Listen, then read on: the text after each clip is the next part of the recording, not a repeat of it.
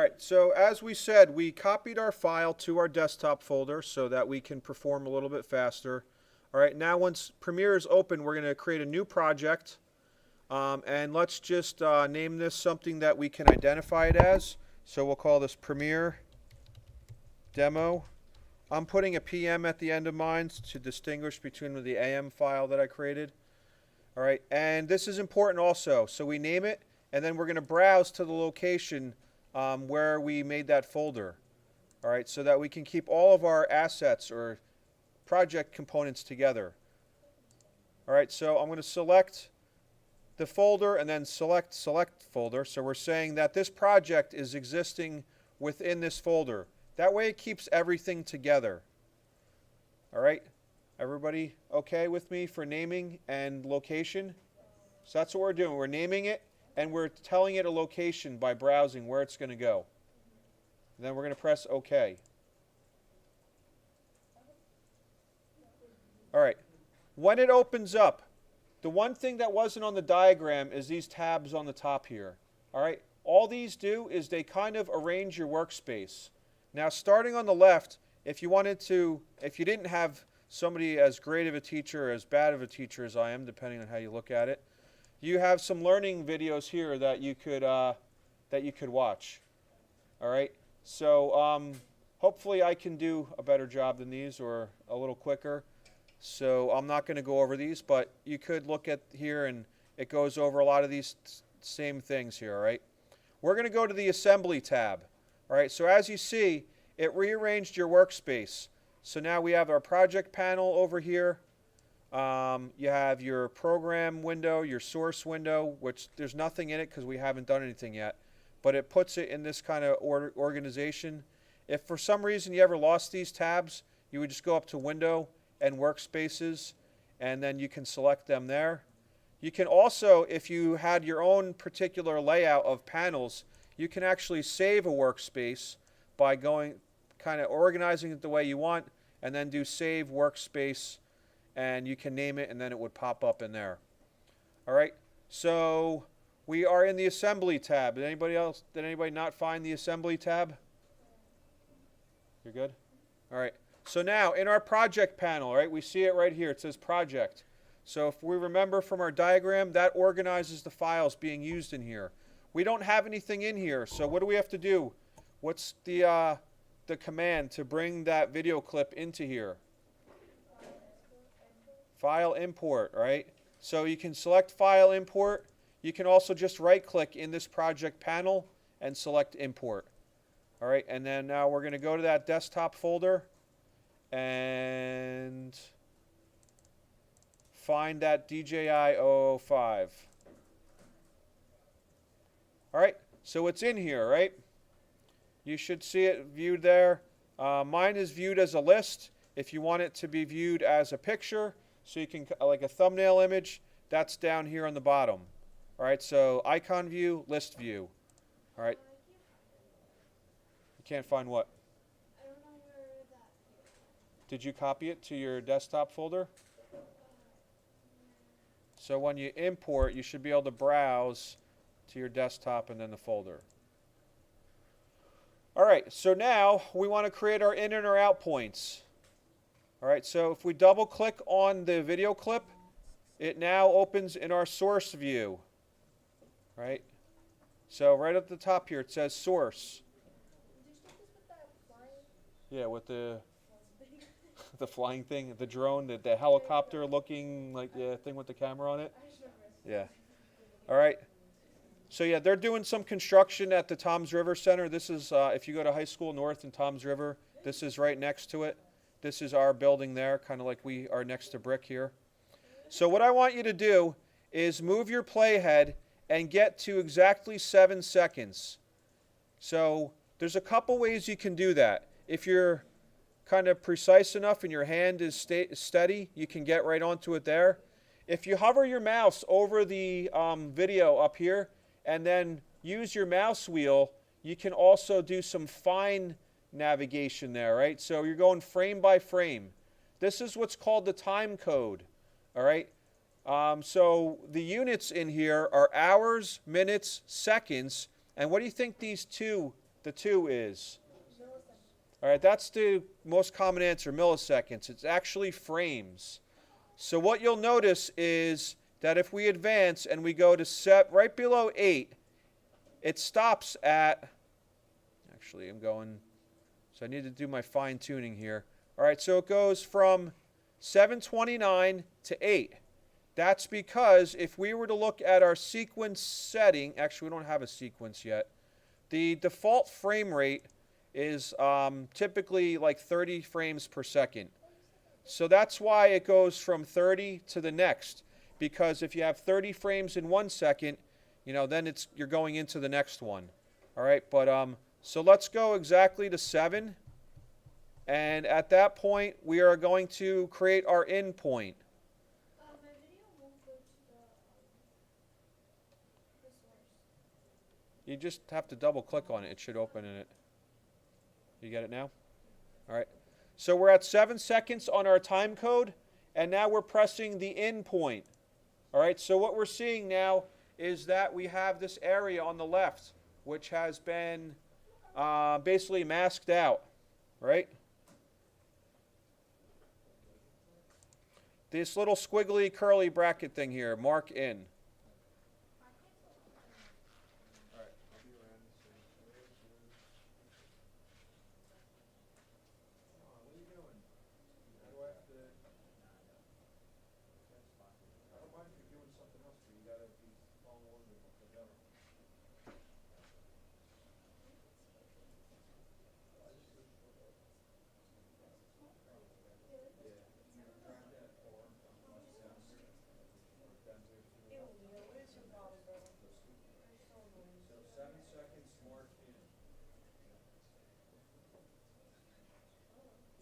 So for your own projects, you're going to go in there.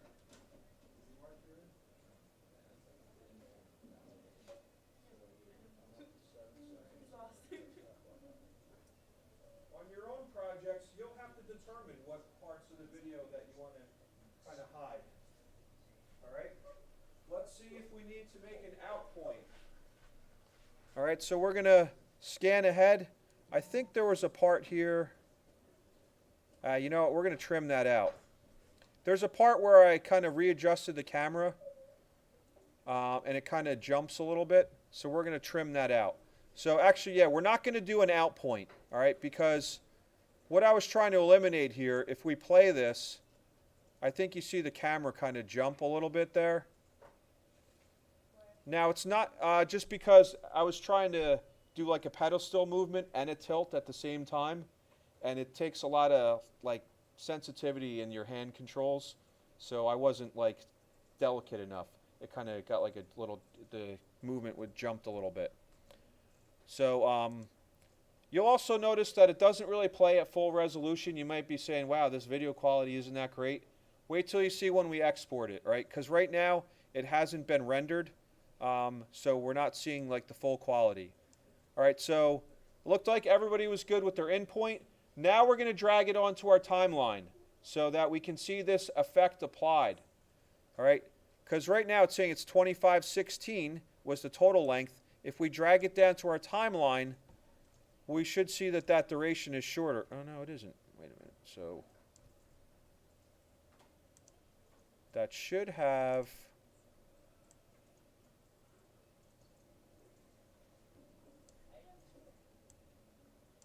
Oh, it was longer to begin with. All right, so that is trimming it.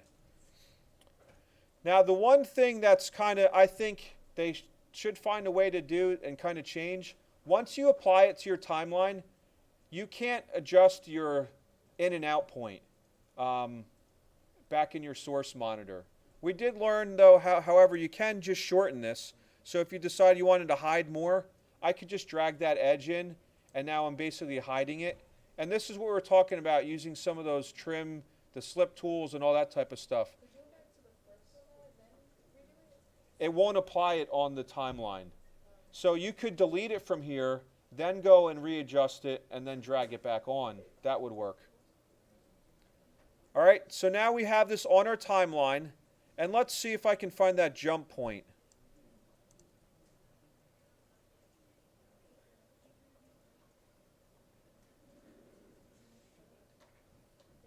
That actually, I guess maybe I was kind of my imagination before. All right, so so now we have this imported into here. Let's talk about the razor tool. Maybe it's right here. So let's go to 12 seconds. And now we're going to use this razor tool. All right, so move your playhead to 12 seconds. All right, or you can type it in and press enter. All right, so because what I'm saying is if we go back and we know we want to get to 12, we can just type it in here. So hours, minutes, 12, 0 frames. Press enter. Boom, it goes right to it. All right, so now we're going to grab our razor tool and we're just going to click on that layer. So now you can see there's a vertical line there showing us we have a split there. As long as your playhead is at 12 seconds, then you just click anywhere on the layer. It's gonna make that razor cut at your playhead. Are we like raising it at 12? Yes, at 12. All right, everybody good with razoring? All right, so now we are going to apply a transition. We're going to see our first effect. You know what? Let's do a quick save, though, also. Remember, whenever you see an asterisk up here in the top, it means that you have not changed since your last save. So if I just do a Control-S, that asterisk goes away, and that shows us that we have saved since the last change. Some programs have auto recovery, which will kind of try to restore your file to the last place. I'm not sure if this version of Premiere does. Are you still saving? And that's why we want to save too, because sometimes it may kind of crash on you.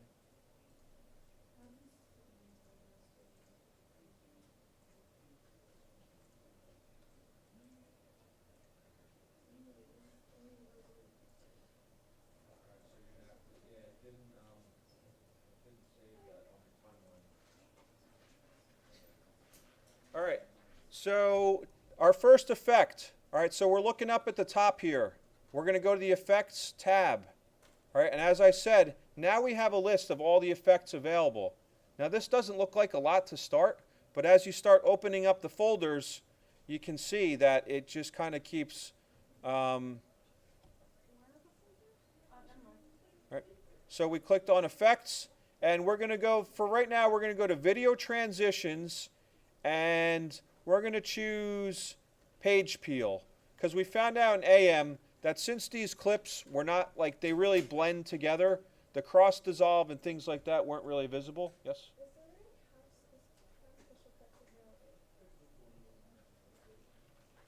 What?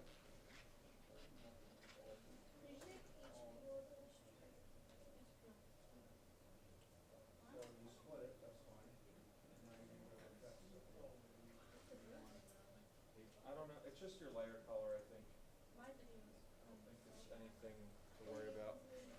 All right, so we're going to find, how did we say we're going to apply an effect to something on our timeline? Yeah, we just drag it in. So we're going to say page peel or page turn. You can choose your own. We're just going to drag it down in between here. So now if we back up our playhead and play it, all right, we see that page turn. If you don't like that one, just drag a new one onto it. It'll replace it in this case. I kind of like the page peel a little better.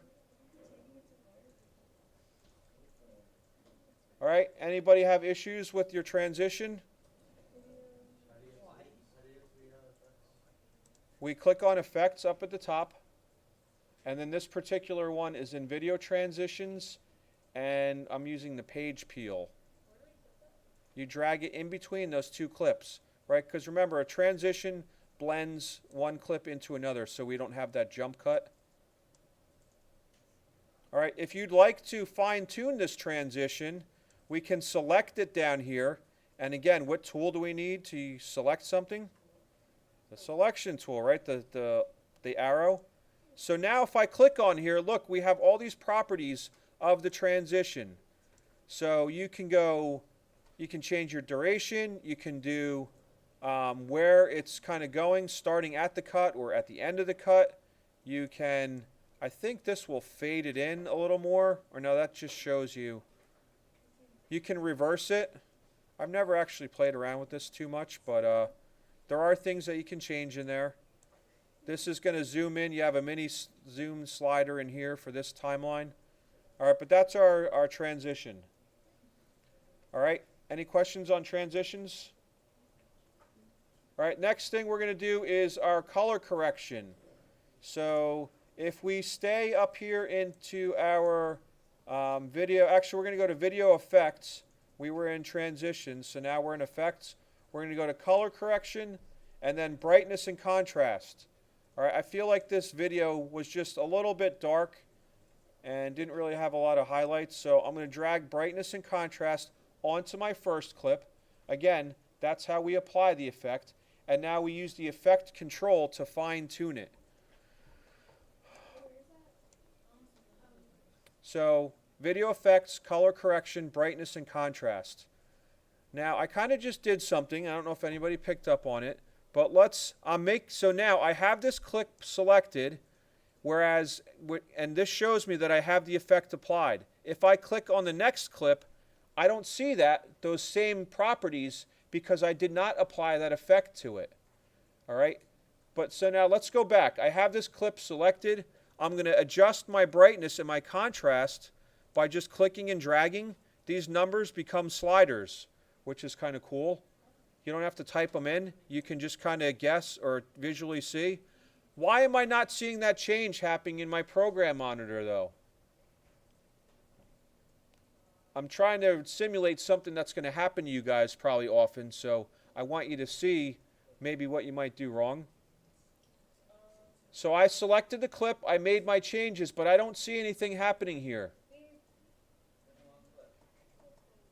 Well, I have the clip selected though. The playhead, what about it? Right, because right now I'm viewing this clip, right? So in order to see that change, now I come back, right? And now if I play around with these numbers, now I can see my video being changed. I think we decided that 39 for brightness and 35 for contrast looked pretty nice. You get some nice highlights and some nice darks. So you want that good range of contrast, right? We don't want our video to look washed out and dull. You want it to be vibrant and rich in your color, right? You can look at my numbers. I did 35 or 39 for brightness and 35 for contrast. I think that's a little too much. 39 for brightness, 35 for contrast. So did you apply your effect? All right, so next is the video effects. Color correction, brightness and contrast. Drag that onto your first clip. So now this is what I was saying. You can make those changes, but you don't see anything because your playhead is at the end of the time. There we go.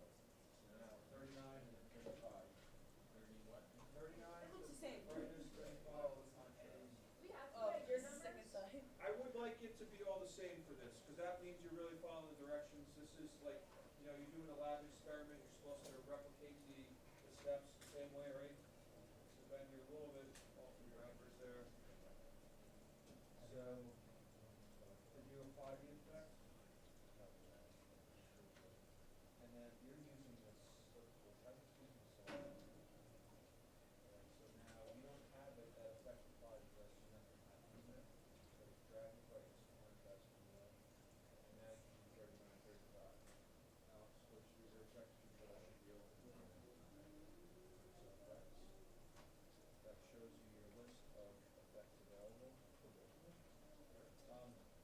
I'm going to show you a shortcut how to do it for the other one. Right? So your transitions are going to be in that one. We're on effects now. So open that one. Video effects, color correction, brightness and contrast. Drag that onto one of your clips. And now you have your numbers available. And then 35.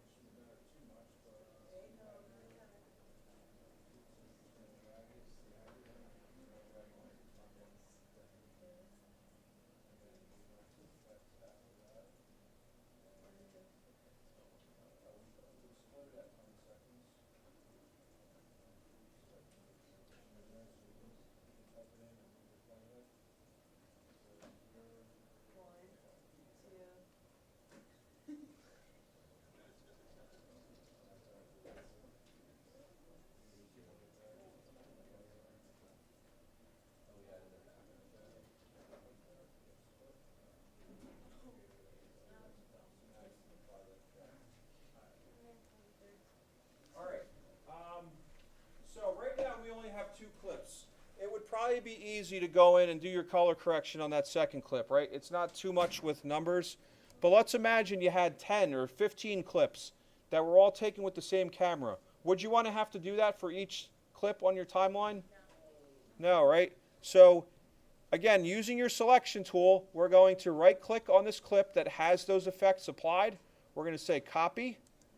And then if we select this clip, right-click and select paste attributes, it's going to take those same settings that we had and apply it to it. So now we have this video which, yeah. So whatever is kind of, and again, that would kind of, I think, be the metadata that's in there. All right, so that would be applied through that. Can you do it again? Yeah. So I just selected the first clip that had the effects applied. I right-clicked on it, said copy. Then I select the second one, right-click, and paste attributes.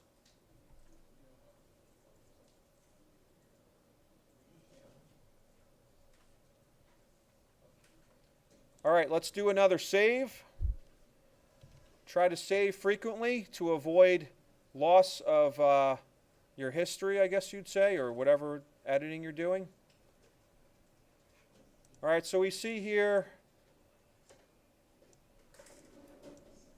So we talked about just kind of seeing the toolbars that we're doing. This would be panning, right? So I use this tool. I can kind of scan along my timeline.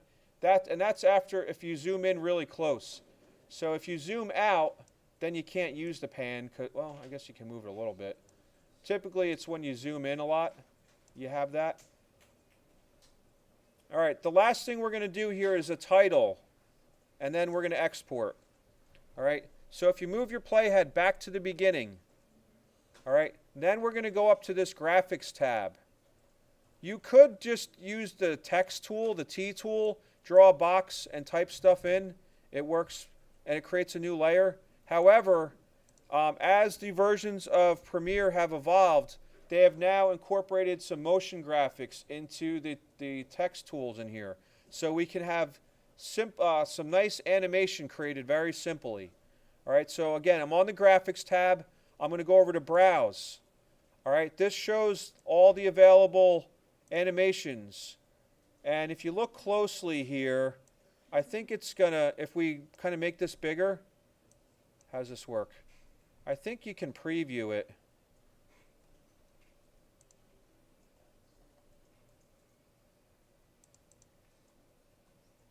No, I thought you could like kind of do a preview. We're going to go down though, and I mean you can experiment with these. I think there's one that's called bold title. What do you do to preview? Oh, it's the eye? I knew there. And then what? That's not really showing the animation. Oh, there we go, the slider. All right, so there you go. So that's gonna, yeah, because otherwise you're putting it in there and then deleting it, kind of. So if they have an eye next to it, there's no slider on that one, so that's not animated. Bold image caption, bold. I think I wanted bold title we're going to use for this one. There it is. All right, so if we take this and we just double click it. No, I thought that would work. All right, so we're just going to take this and drag it onto our timeline. So we're going to use bold title. Now, it's probably going to give you a message about font and typekit not being available.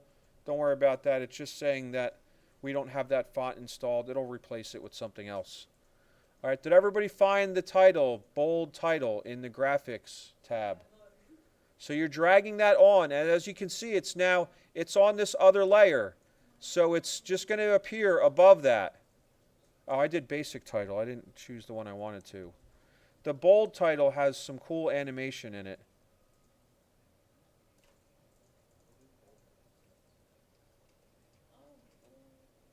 Here it is. Bold title. Yeah, here's our typekit warning. It's just, a typekit is Adobe's like font library, which you have to pay for that stuff. All right. So all I want you to do is to come in, and you can see here if we scrub through, so the title gets larger and then the other one appears after that. Right? So it's kind of a cool way to add some animation without a lot of work? All right, so good question. That's where we're going next. All right, so I would go like halfway through so that you can see all the text on there. Then grab your T tool and you're going to highlight and then replace it. So let's call this Premiere Demo. And, oh, I had caps lock on, apparently. And then where it says episode, we're going to put your name in there. It's on the bottom of your tool panel. All right, so now if we see this, or if we rewind it and play it, we have our title and our name. And then it goes away. Premiere Demo, and then your name.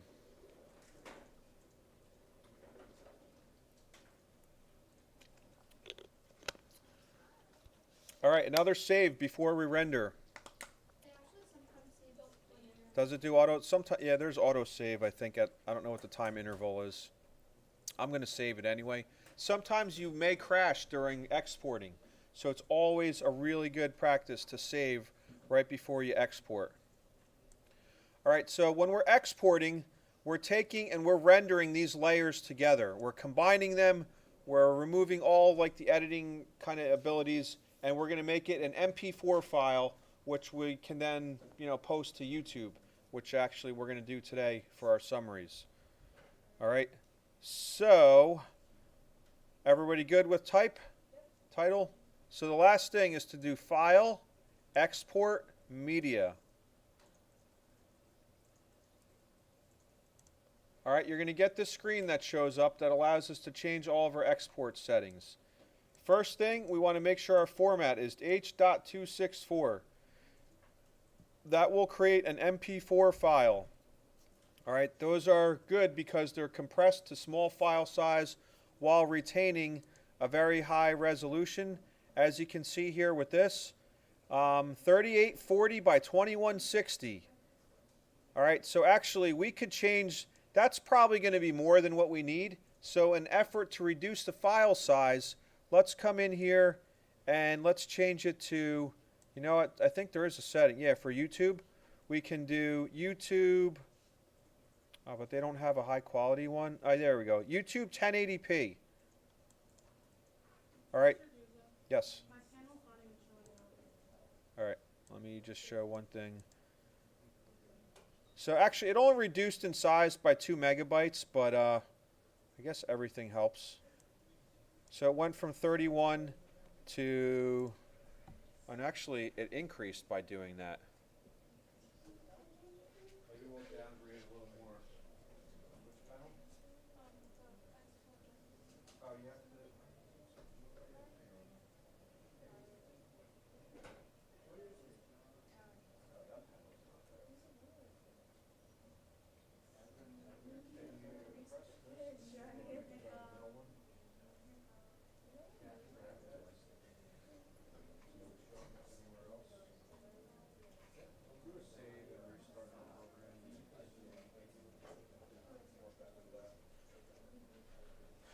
All right, so let's see, we have YouTube. Maybe we'll go to YouTube 720.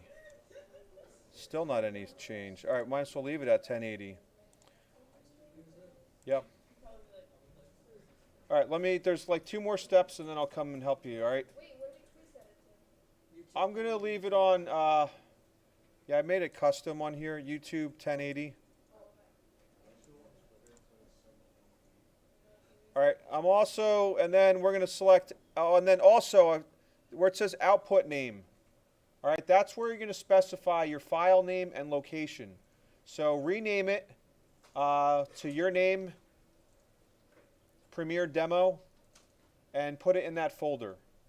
All right, again, when we're rendering, we don't want to render or export across the network. You want to export it locally, and then we can upload it from there. For what? Oh, where it says output to. Yeah, output name. All right, and then we're going to press export. Wait, what did we save it to? Save it to that same folder where your project is. So format is H.264. We renamed it, set the location. Now we're going to export. So it's going to take a couple minutes to do that. I don't see output.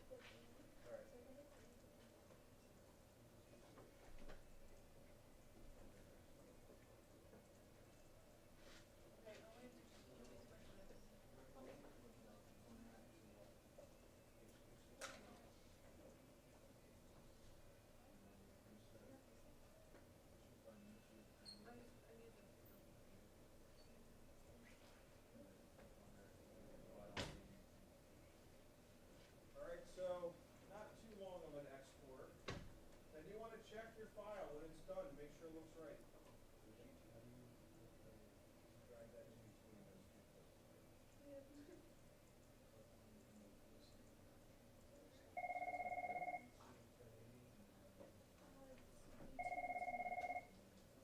Ryan, did you get that?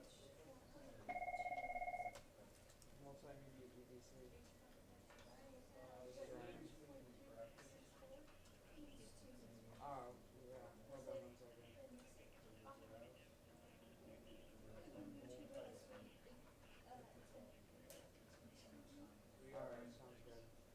Mr. Horn wanted someone to come down and take pictures of his shark Okay. before they shrink wrap it. All right. Oh, did Miss Sauer sign the paper or no? No, I didn't call her. I forgot to tell her when she came up. All right, last step. All right, let's and then I know some of you are waiting. I just want to I have the video rolling here. So if we go to YouTube, all right, you should be logged in and having your channel already created. So we'll just press the camera icon, upload video.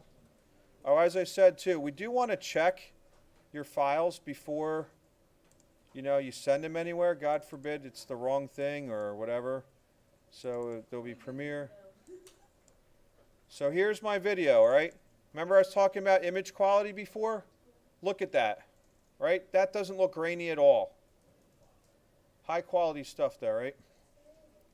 So, and it's got our title. We should have our page peel right there.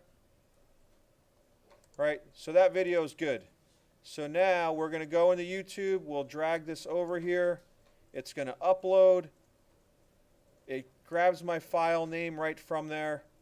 And then I'm going to grab this address, this URL.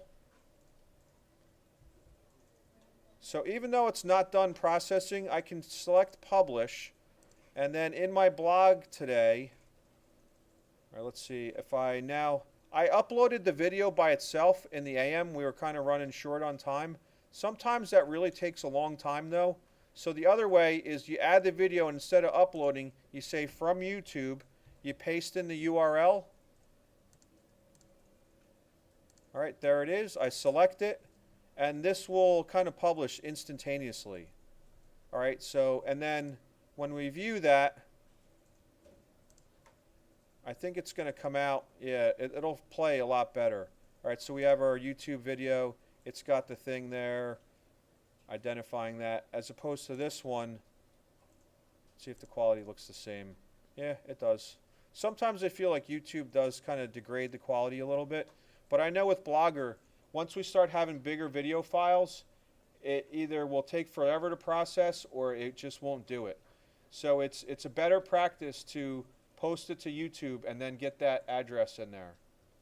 All right, so this will be our summary today. All right, editing in Adobe Premiere, we did file setup, import, trimming, effects, text transition, and exporting, and here's our proof. All right, so I'm going to